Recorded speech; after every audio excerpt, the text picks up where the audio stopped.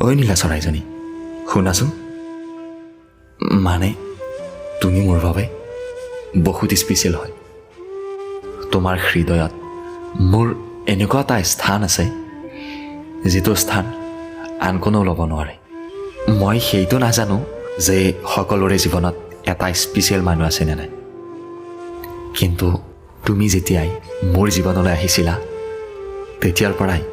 মই নিজকে লাকি বুলি ভাবিছিলোঁ